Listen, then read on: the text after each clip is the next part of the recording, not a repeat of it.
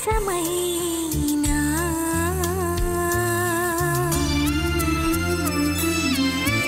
ഹരിശങ്കറിനെ കോമാളി വേഷം കെട്ടിച്ചുകൊണ്ട് നീ ആടിക്കൊണ്ടിരിക്കുന്ന നാടകത്തിന്റെ പൂർണ്ണരൂപം അറിയണം എനിക്ക്. ചോദിക്കല്ലേ ഹരിയേട്ട, എന്നോടൊന്നും ചോദിക്കല്ലേ.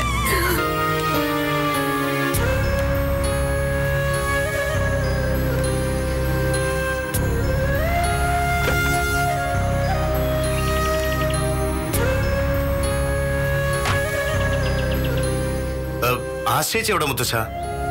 അകത്തുണ്ടാവും. ഞാൻ കരുതി ജയിലിൽ നിന്ന് ഇറങ്ങുന്ന എന്നെയും കാത്ത് ആശ്രയിച്ച് പൂമോത്തുണ്ടാവുന്ന. നീ വാ.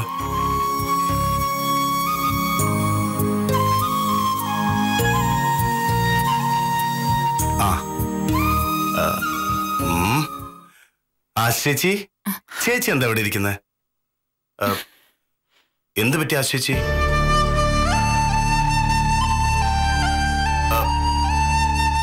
ഇവിടെ എല്ലാവർക്കും എന്താ പറ്റിയത്?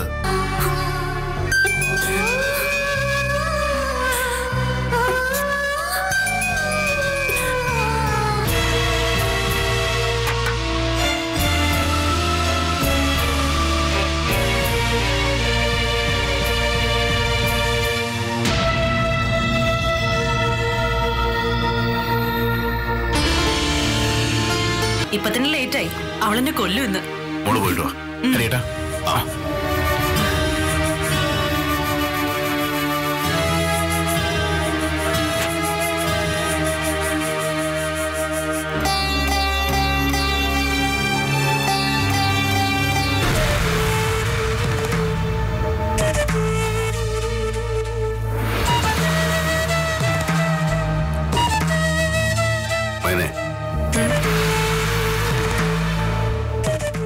മോള് പോയി ഒരുങ്ങി വാ, നമുക്ക് ഒരിടം വരെ പോകാനുണ്ട്. എത്ര സമയം വേണ്ടി വരും? ഈ ചുരിദാറൊന്ന് മാറ്റുന്ന സമയം വേണ്ടു കേട്ടാ. എന്നാ പെട്ടെന്ന് ഒരുങ്ങിട്ടോ, അധികം സമയം എടുക്കണ്ട. ആ മന്ത്രം ഏതാന്നറിയോ? സിദ്ധാർത്ഥൻ. നമ്മൾ നമ്മളുടെ ഉള്ളിലേക്ക് മാത്രം നോക്കിയിരുന്ന പുറത്തു നടക്കുന്നൊന്നും അറിയാതെ പോകും മാനസയ്ക്ക് ഇപ്പൊ ഏട്ടനെ മനസ്സിലാക്കാൻ കഴിയാതെ പോകുന്നതും അതുകൊണ്ടായിരിക്കും. അത് ശരിയാ സിദ്ധാർത്ഥ, ഞാൻ ഒരുപാട് പൊസസീവാ. ഏട്ടൻ അങ്ങനെയല്ല. എല്ലാവരുടെയും പ്രശ്നങ്ങൾ ആ നെഞ്ചിലെടുത്തു വെക്കും. എന്നിട്ട് ആരോടും പറയാതെ അതൊക്കെ ഹൃദയത്തിൽ വെച്ച് നടക്കും. അങ്ങനെയുള്ളവര് കണ്ണാടി പോലെയാ. എല്ലാവരുടെയും പ്രതിബിംബം ഉള്ളിലേക്ക് എടുക്കും. എന്നാ സ്വന്തം രൂപം മാത്രം ഒരിക്കലും കാണില്ല. ഇപ്പൊ ആ നെഞ്ചിനകത്ത് കിടന്ന് നേറുന്നത് ആരുടെ വേദനയാന്ന് അറിയില്ല സിദ്ധാർത്ഥ. ഒന്ന് മാത്രം അറിയാം, ഇന്ന് വരെ ഇങ്ങനെ കണ്ടിട്ടില്ല ഏട്ടനെ. എനിക്കെന്തോ വല്ലാത്തൊരു ഉൾഭയം തോന്നുന്നു. വളരെ വിദൂരമല്ലാത്ത ഏതോ ഒരു അപകടം നമ്മുടെ കുടുംബത്തെ കാത്തു പതിയിരിക്കുന്ന പോലെ.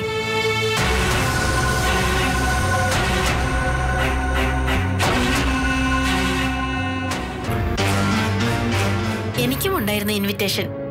IMAയുടെ ഒരു മീറ്റിംഗ് ഉണ്ടായിരുന്നതിനാൽ പങ്കെടുക്കാൻ കഴിഞ്ഞില്ല. മാരേജ് നടന്നില്ലെന്നും രജിസ്റ്റർ മാരേജ് നടത്തിയെന്നൊക്കെ പിന്നീട് കേട്ടു.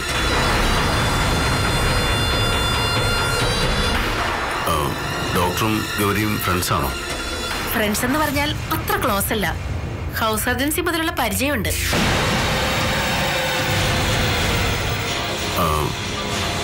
ഡോക്ടറോട് എനിക്കൊരു റിക്വസ്റ്റ് ഉണ്ട്. പറഞ്ഞോളൂ. ഗൗരി എന്നല്ല മറ്റാരും ഇക്കാര്യം അറിയരുത്. അത്രയേറെ ഷൈ ആണ് അവൾ. എനിക്ക് ഊഹിക്കാം ഹരി സർ. എന്തൊക്കെ പറഞ്ഞാലും മാരേജിന് മുമ്പുള്ള ഒരു പീരീഡിൽ സംഭവിച്ചാണല്ലോ ഇത്. അതിന്റെ നാണക്കേടാണ് അല്ലേ?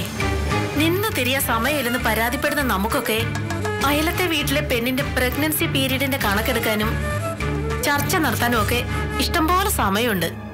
മറ്റുള്ളവരുടെ സ്വകാര്യതയിലാണല്ലോ നമ്മുടെ ആനന്ദം.